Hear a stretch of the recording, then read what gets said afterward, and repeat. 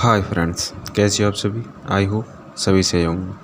तो हेलो दोस्तों, आज हम बात करेंगे बिलासपुर जोन की एएलपी फाइनल कट ऑफ के बारे में। ठीक है दोस्तों, एएलपी सॉरी यार क्या हुआ, ठीक है, एएलपी 2024 की फाइनल कट ऑफ स्टूडेंट को हैरान कर सकती है। क्योंकि ये आप लोगों को पता ही होगा, इस बार एग्ज़ाम 2 बार हुआ है। ठीक है, एग्ज़ाम 2 बार हुआ है और 2 बार में एक बार 15 जुलाई को हुआ और एक बार किसको हुआ, एक बार तो 15 जुलाई को हुआ है। ठीक है, 15 जुलाई को एक बार हुआ है, 31 अगस्त को, 31 अगस्त को। ठीक है, और इसमें भी अलग अलग शिफ्ट हुई है, इसमें भी अलग अलग शिफ्ट हुई है। तो इसमें यार दिक्कत हो सकती है हमारे हिसाब से हर शिफ्ट का, यानी हर शिफ्ट के हिसाब से मतलब टी स्कोर फाइनल होना चाहिए। क्योंकि कभी किसी की शिफ्ट में किसी सिस्टम में दिक्कत आ गई, कभी किसी की शिफ्ट में किसी में दिक्कत आ गई। ठीक है, इसलिए हर शिफ्ट का अलग अलग है तो बेटर रहेगा। ठीक है, तो आइए चलो स्टार्ट करते हैं। इससे पहले जो इस चैनल पर नए हैं वो जल्द से जल्द चैनल को सब्सक्राइब करें और बेल बटन को दबा दें रेलवे भर्ती की पल पल की अपडेट के लिए। ठीक है, आइए चलो वीडियो स्टार्ट करते हैं। नमस्कार दोस्तों, स्वागत है आप सभी का अपने YouTube channel target with aspirants पर। तो आज हम बात करेंगे बिलासपुर जोन की फाइनल कट ऑफ के बारे में। बिलासपुर जोन। ठीक है, तो बिलासपुर जोन के बारे में बात करेंगे हम। बिलासपुर जोन कहाँ, ये बिलासपुर जोन ये रहा। ठीक है, Bilaspur zone ARRB ALP 2024 final cut off के बारे में बात करेंगे। ठीक है, तो आइए चलो स्टार्ट करते हैं। तो फाइनल कट ऑफ क्या आ जाएगी, क्या आप सेलेक्ट होंगे कि नहीं होंगे, इसी आज डिसाइड होगा। ठीक है, तो आज चलो स्टार्ट करते हैं। आप सभी को पता होगा कि इसमें 4 स्टेज होती हैं और 4 स्टेज में से हम 3 स्टेज कवर कर चुके हैं। CBT 1 हो चुका है, CBT 2 हो चुका है और CBT साइको टेस्ट हो चुका है। अब इसका फाइनल रिजल्ट आएगा। फाइनल रिजल्ट के बाद में डॉक्यूमेंट वेरिफिकेशन होगा। ठीक है, आइए चलो इन्हें बारी बारी से जानते हैं। ठीक है, तो CBT 1 देखते हैं। CBT 1 में क्या होता है। CBT 1 में यानी हमारी 25 तो क्वेश्चन होते हैं मैथ के। रीजनिंग कितने क्वेश्चन होते हैं, 30 रीजनिंग के क्वेश्चन होते हैं। ठीक है, 30 रीजनिंग के क्वेश्चन होते हैं। 30 और 25 ये कितने हो गए, 55 हो गए। और ये कितने होते हैं, 20 क्वेश्चन ये हो जाते हैं। 20 क्वेश्चन में साइंस भी आ जाती है और वो भी आ जाती है। ठीक है, 25 सॉरी ये 25, ये 20 का है और ये 25 के होते हैं। ठीक है, ये दोबारा बताता है। ये कितने होते हैं, ये 20 के होते हैं, ये कितने के होते हैं, 25 के। ये टोटल कितने हो जाए, 45 क्वेश्चन हो जाए। फिर स्पेशल 20 नंबर की होती है साइंस, 20 नंबर की साइंस हो जाती है। फिर बच्चे जो GK GS के जो बचते हैं, स्टैटिक GK करंट अफेयर वगैरह, उसके 10 क्वेश्चन अलग से होते हैं। ठीक है, इस तरह से। और ये कितने घंटे का पेपर होता है, ये 1 घंटे का पेपर होता है। ठीक है, इसको CBT 1 को क्वालिफाई करने के बाद इसके जो कट ऑफ लगती है, कट ऑफ के बाद हम फिर हम किस पे पहुँचते हैं, CBT 2 के 2 पर पहुँचते हैं। CBT 2 फिर इस CBT 2 पे पहुँचते हैं। CBT 2 में फिर देखते हैं क्या क्या सिलेबस होता है। CBT 2 में आप लोगों ने दिया है। ठीक है, तो मैथ के कितने क्वेश्चन हो जाते हैं इसमें, 30 क्वेश्चन तो मैथ के हो जाते हैं और 30 क्वेश्चन ही हो जाते हैं रीजनिंग के। और साइंस एंड इंजीनियरिंग के कितने हो जाते हैं, 40 क्वेश्चन ये टोटल क्वेश्चन हो जाते हैं। ठीक है, तो ये कितने घंटे का होता है, ये 1.5 घंटे का पेपर होता है। ये कितने का होता है, 1.5 घंटे का पेपर होता है। इसमें ये मेरिट डिसाइड करता है। क्या करता है, ये मेरिट डिसाइड करता है कितनी मेरिट जाएगी। Cut off final cut off में हमारे इसके नंबर जुड़ते हैं। ठीक है, और जो CBT 2 होता है ये कितने स्टेज में होता है, पार्ट A और पार्ट B 2 पेपर में होता है और लगातार होता है। ठीक है, पहले A पार्ट होगा, फिर दूसरे पार्ट में होगा B पार्ट होगा। इसमें 75 क्वेश्चन आते हैं। कितने क्वेश्चन है, 75 क्वेश्चन आते हैं। इसके लिए 1 घंटा मिलता है हमें। ठीक है, 1 घंटा।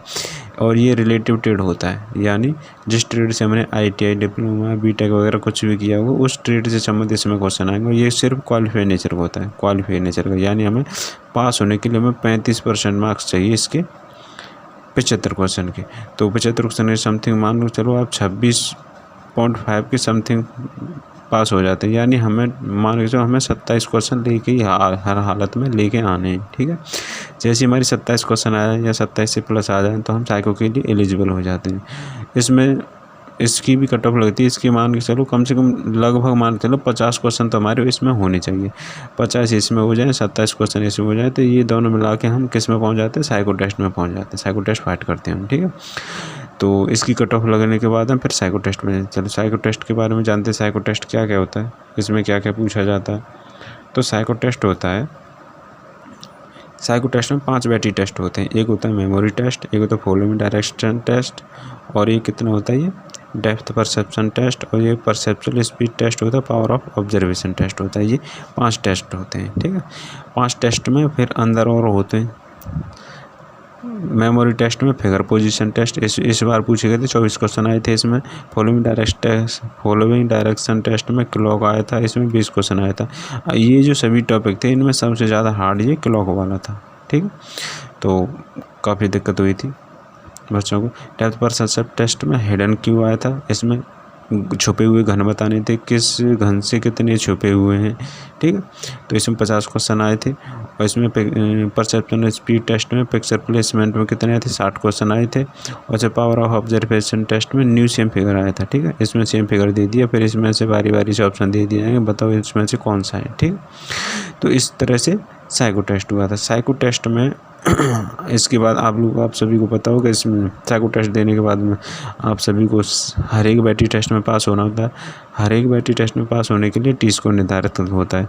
टी स्कोर निर्धारित होता है तो उसके लिए एक फार्मूला होता है। टी स्कोर कितना होता है, टी स्कोर बराबर एक फार्मूला होता है 50 + 10 x - के m अपॉन स्टैंडर्ड डेविएशन, बड़ा है या बराबर है किसके, 42 के, ठीक है।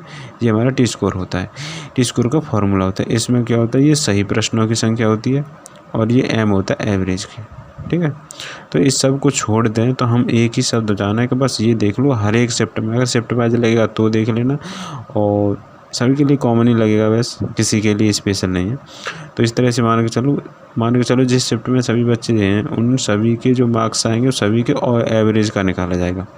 जिस किसी के लड़के के एवरेज के बराबर होंगे वो भी पास होगा, एवरेज से अधिक होंगे वो पास होगा, बराबर होगा वो पास होंगे, जिसके भी कम होंगे तो वो फेल माना जाएगा, ठीक है। हर एक बैटरी टेस्ट में हमें पास होना होता है, बस यही है। इसके लगभग मान के चलो 18 से कम से 23 या 24 के समथिंग नंबर बन जाते हैं इसके, ठीक है। साइको टेस्ट में पास होने के बाद आप लोगों को पता होगा पार्ट ए के जो हमने CBT2 के पार्ट ए जो दिया था उसके 70% मार्क्स लिए जाते हैं। जितने भी हम उसमें ट्रेड पार्ट ए में लेकर उसके 70%, और CBAT यानी साइको टेस्ट हम लेके आए उसके कितने % आते हैं, यानी 30% के समथिंग हमें लेने होते हैं। 30%, 70% लिए, 30% लिए, उसके बाद फिर हमारी फाइनल कट ऑफ लगती है, ठीक है।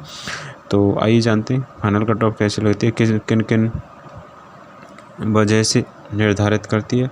तो आप सभी को पता है कि फाइनल जो कट ऑफ होती है वो कई फैक्टर्स पर निर्भर करती है। एक तो वैकेंसी कितनी थी, एग्ज़ाम का लेवल क्या रहा है, कैंडिडेट की परफॉर्मेंस कितनी रही है, कैटेगरी कौन कौन सी हैं, सभी की कैटेगरी अलग अलग होती है तो अलग अलग कट ऑफ जाती है, ठीक है।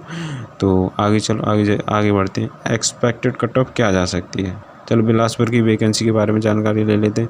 बिलासपुर की जो वैकेंसी थी कितनी होती है, 4435 के समथिंग वैकेंसी थी। और जो साइको टेस्ट जो दिया था बच्चों ने, कितने ने दिया था, 2452 बच्चों ने पेपर दिया था, यानी एक वैकेंसी पर कितने की फाइट हुई है, 5.5 की, 5 मान लो या 5 की, यानी एक पोस्ट पे कितने लड़के फाइट कर रहे हैं, 5 बच्चे फाइट कर रहे हैं। तो इसमें से ऐसी बात नहीं कि सभी पास होंगे, इसमें से कुछ तो फेल ही हो गए होंगे। कम से कम मान के चलो, कम से कम हम 10,000 मत मानो, 10,000 में से मान के चलो तुम 8,000, 7,000, 8,000 यानी 1500, 1600, 24,000 है, तो 15-16,000 तो फिर भी पास हो गए होंगे, ठीक है। अब फिर पास जो कुछ होंगे फिर अब इनको पार्ट ए निर्धारित करेगा। CBT2 का जो पार्ट ए निर्धारित करेगा किसके लिए किसके नंबर है, किसके कितने नंबर, उसके बाद में पता लगेगा, ठीक है। तो यही वाली दिक्कत है। साइको में पास भी हो जाएगा तो पार्ट ए फिर दिक्कत करेगा, जिस बच्चे के मतलब कट ऑफ से ज़्यादा होगा उसी का नंबर आएगा, अन्यथा बढ़ जाएगा, ठीक है। आइए जानते हैं एक्सपेक्टेड कट ऑफ के बारे में। एक्सपेक्टेड कट ऑफ क्या जा सकती है, ठीक है। तो जैसे कि इसके बाद final cut off expected cut off है, ठीक है। 1-2 नंबर का इधर उधर आ सकता है, इससे ज़्यादा नहीं आएगा, ठीक है। UR की कट ऑफ कितनी जा सकती है, 70 के समथिंग जा सकती है, 70 से 75 के समथिंग जाएगी, ठीक है। इसके इधर उधर रहेगी 2-4 नंबर, ठीक है। और OBC की क्या जा सकती है, 65 से 70 के बीच में जा सकती है। EWS हमेशा इससे तो कम ही रहती है, अब वैकेंसी के ऊपर डिपेंड रहती है, जिसमें अगर EWS की ज़्यादा वैकेंसी आई तो कट ऑफ कम जाएगी, और EWS की वैकेंसी कम आई तो कट ऑफ ज़्यादा रहेगी। वैकेंसी के ऊपर डिपेंड है, ठीक है। तो 65 से 70 तक OBC कट ऑफ, और SC की 60 और 65 के समथिंग आ जाएगी, और ST की कितनी आ जाएगी 52 के 65 के बीच में आ जाएगी। तो इसी के समथिंग फाइनल कट ऑफ रहेगी। और ये अगर आपको लगता है कि आपका फाइनल कट ऑफ क्लियर हो जाएगा तो आप डॉक्यूमेंट रेडी रखें, मेडिकल टेस्ट की तैयारी करें, और RRB की वेबसाइट पर रिजल्ट को चेक करते रहें, ठीक है। अगर आपको हमारा वीडियो अच्छा लगा हो तो लाइक करना, शेयर करना और चैनल को सब्सक्राइब करना। Thank you very much.